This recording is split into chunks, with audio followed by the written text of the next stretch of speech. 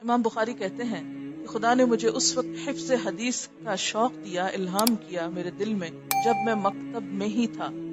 مکتب کہتے تھے پرائمری اسکول کو، آپ یوں سمجھیں جیسے پرائمری اسکول، مکتب مدرسہ سے پہلے، جس میں بچے کو بالکل بیسکس لکھنا پڑھنا سکھایا جاتا تھا۔ براق کہتے ہیں، ایک راوی ہیں، میں نے امام بخاری سے پوچھا آپ کے دل میں جس وقت حفظ حدیث کا شوق دیا گیا تھا، آپ کی عمر اس وقت کیا تھی؟ کہنے لگے 10 سال یا اس سے کم۔ اسی وقت سے آپ محدثین کے درسوں میں شریک ہونے لگے، یعنی 10 سال کی عمر میں جب لکھنا پڑھنا سیکھ لیا اور ابتدائی بیسک نالج حاصل ہو گیا تو اس کے بعد وہ کیا کرنے لگے؟ محدثین کے حلقوں میں جانے لگے۔ حلقہ کیا ہوتا ہے؟ سرکل۔ سرکل کس چیز کا؟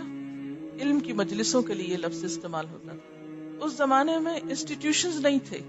یاد رکھیے کہ اسلام نے انسٹیٹیوشنز نہیں دیے، افراد دیے، انسان پیدا کیے، اور پھر ہر فرد اپنی ذات میں ایک انسٹیٹیوشن ہوتا تھا۔ حضرت ابراہیم علیہ السلام کے بارے میں کیا آتا ہے؟ کان ابراہیم امتن قانتا للہ۔ ابراہیم ایک پوری امت تھے، یعنی ان کے آس پاس کوئی نہیں تھا، وہ ایک تھے، لیکن ایک ملٹی پلائی ہو کے کتنے ہو گئے، کہاں تک وہ سلسلہ پھیلا۔ اس لیے ادارے ایک پلیٹ فارم ہوتے ہیں، اصل چیز افراد ہوتے ہیں۔ اگر افراد کے اندر قابلیت ہے، سچی لگن ہے، شوق ہے، جذبہ ہے، تو وہ صحرا میں بھی جا کے بیٹھ جائیں تو محفلیں جم جائیں گی، وہ کہیں بھی جائیں تو آبادی ہو جائے گی۔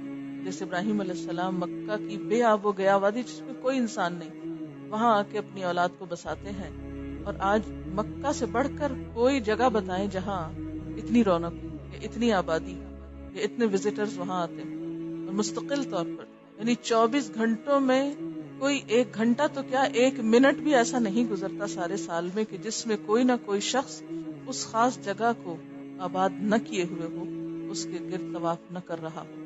اللہ نے یہ اعزاز کس کو بخشا؟ کس کی کوششوں اور قربانیوں کے نتیجے میں یہ سب آبادی ہوئی؟ ایک شخص۔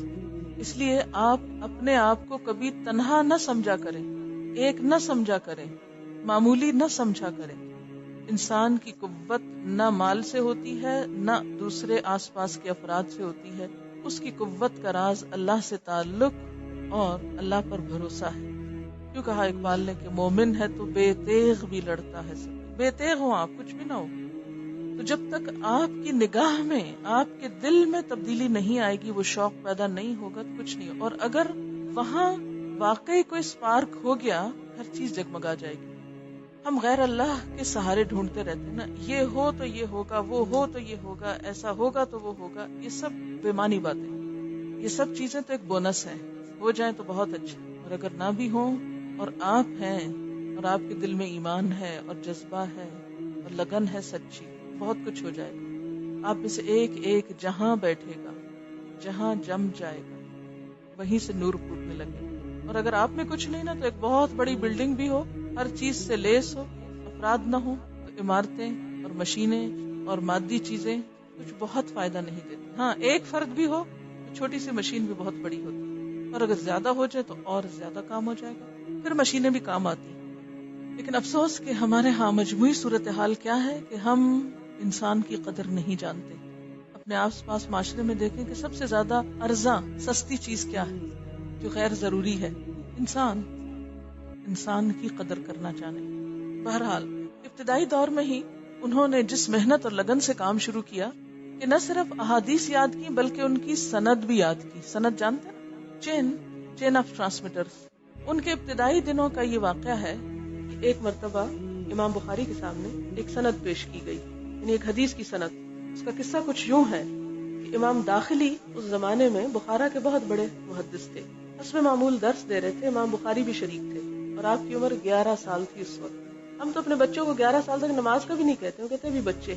اور اگر آپ تاریخ پڑھیں تو ہمیں یہ بات پتہ چلتی ہے کہ اس زمانے میں نہ صرف مرد بلکہ عورتیں بھی علم کے لیے سفر کرتی، صرف خود نہیں کرتی بلکہ اپنے دودھ پیتے بچوں کو بھی علماء کی مجلس میں لے کے آتی تھی، اور کچھ دیر ان بچوں کو لے کر بیٹھتی، اس لیے کہ یہ اس وقت جو رحمت برس رہی ہے ان پہ بھی تھوڑی سی برس جائے۔ عموماً ہم کیا کرتے ہیں، ہم نماز پڑھتے کہتے ہیں بچے کو کمرے سے باہر نکال لے جاؤ، ہماری نماز خراب ہوتی ہے. نہیں، یہ نہیں کرنا چاہیے. ماں کو اجازت ہے کہ وہ اس کو اٹھا لے اگر رو رہا ہے، اس کو اپنے آس پاس رکھے. اسی طرح بعض اوقات مائیں قرآن پڑھتی ہیں یا کوئی اسی قسم کی محفل ہوتی ہے تو اس میں بچوں کو یا ایون جوان بچیوں کو بھی نہیں لے کے آتی میں. کہتی ہے یہ تو ہمارے اب سننے کے دن، ان کے سننے کے دن تھوڑی ہیں، وہ تو کھیلنے کودنے کے دن ہیں ان کے. لیکن ہمارے اسلاف کا طریقہ اس سے بالکل مختلف تھا. ان کا طریقہ کیا ہوتا تھا کہ وہ اپنے چھوٹے چھوٹے بچوں کو بھی برکت کے لیے، اس محفل کی رحمت کے لیے ان محفلوں میں شریک کرتے.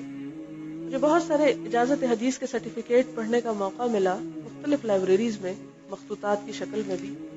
تو اس میں جب استاد اجازت لکھتا تھا کہ میں فلاں شخص کو اس کتاب روایت کرنے کی اجازت دیتا ہوں، تو ساتھ وہ یہ بھی لکھتا تھا کہ اس شخص نے اس مجلس میں بیٹھ کے حدیث کی یہ کتاب مجھ سے سنی جس میں فلاں فلاں فلاں فلاں شریک تھا.